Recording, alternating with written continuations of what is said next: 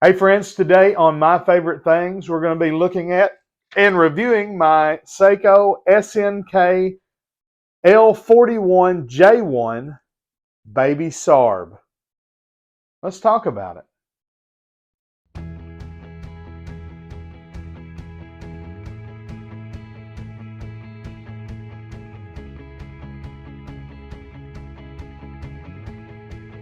All right, welcome to Proverbs 27:9 Fragrances. I'm John, and like I said, today we're going to be reviewing my Baby Sarb.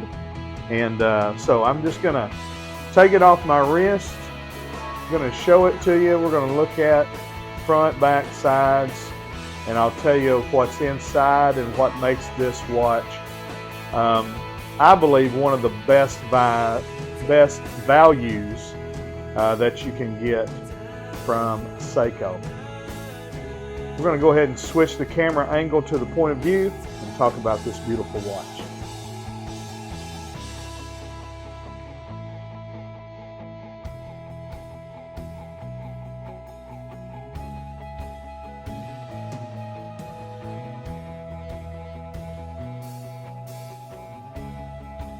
All right, guys, so back when I first got into watches, I fell in love with a watch called the Seiko Sarb 35. Fan of the 33 as well, but the 35 had a really light cream colored dial. Looks white in a lot of pictures and just really beautiful. Back then, that was 3 or 4 years ago. I think it had been discontinued, but it was still in stock most places, and you could buy it for around $400. Wish I had gotten one, but just didn't, at the time. Now they go for $600–700. It's a Presage series watch, 38 millimeter dress watch. So in my research, I come across this baby right here. This is the Seiko SNKL41J1, and I call it a baby Sarb or a grandbaby baby Seiko. And the reason why is because the Sarb is known as the baby grand Seiko, and I would call this watch a baby Sarb. But you can tell looking at it, it is very beautiful. I haven't polished it up. I probably should have done that for the video, but it is a beautiful timepiece. And this watch can still be bought to this day. I checked right before I started the video, and Joma Shop has this. I don't know if this is the J1. It may be. If not, it'd be a K1 probably, which is a Korea market, but still going to be an Asian market watch. Same specs and everything.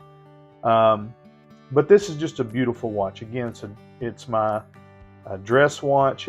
This is the smallest watch that I will wear. Let me go over the specs. It's 38 millimeters wide. Not sure what the lug-to-lug is. But it's going to be somewhere around 44 millimeters on that lug-to-lug. Let's see here. 10.3 millimeters thick. Stainless steel case, of course. It come on a stainless strap, but I have swapped mine out for a leather strap with a deployment clasp. I'll tell you about that in just a minute. This one has the 7S26 automatic movement with the display back. I'll go ahead and open that deployment here and give you a look at that beautiful movement. 7S26 is a great in-house workhorse type of movement. It's not anything compared to the 6R15, as far as,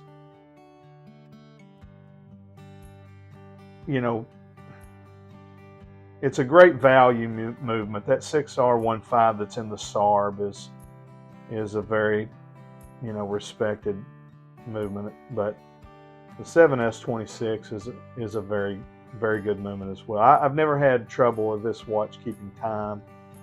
Again, I think it's just beautiful. It measures out to be very similar to the Sarb. You've got, again, I put an eye strap. The stainless strap that come on this watch was trash. I took it off immediately.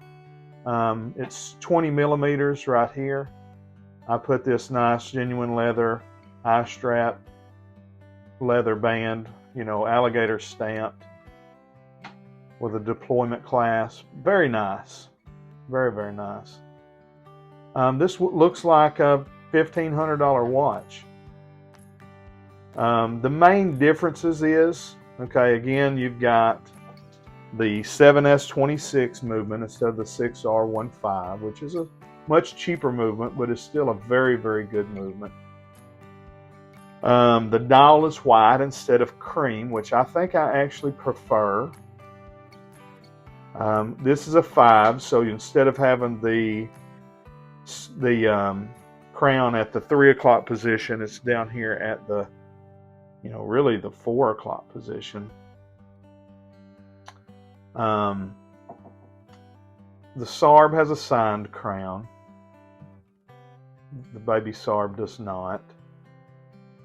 This crown is, it's inset, and it is a little bit difficult to pull out when you're wanting to wind it or set it, but I mean, it's not anything that you can't handle.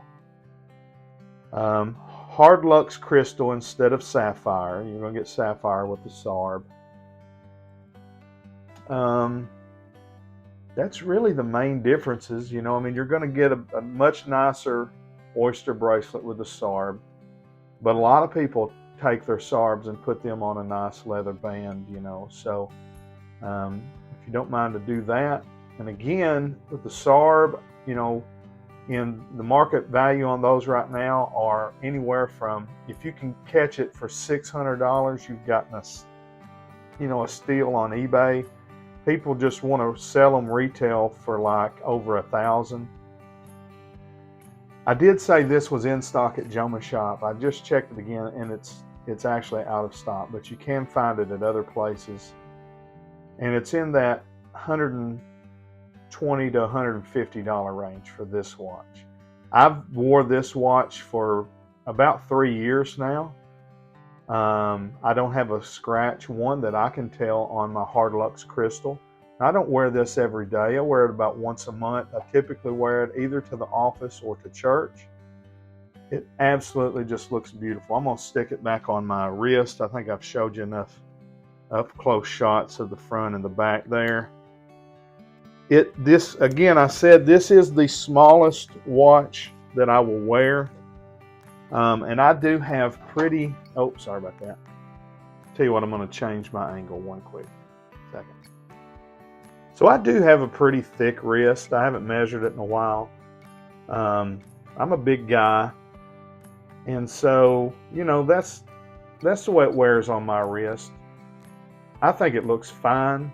If you're a smaller guy, it'll definitely work for you. But 38 millimeter to me is a pretty small, small watch. I typically like a 40, but can wear as big as a 42 or a 44. Anything above, really a 42 or a 44 is a big clunky watch. But I think this one wears well, especially for a dress watch, Looks really good sticking out of your shirt collar, not your collar, but your cuff, when you got a suit on. One of my favorite watches in my collection. Again, this is I call it the baby Sarb, or that Grandbaby baby Seiko model SNKL41J1. Beautiful watch from Seiko.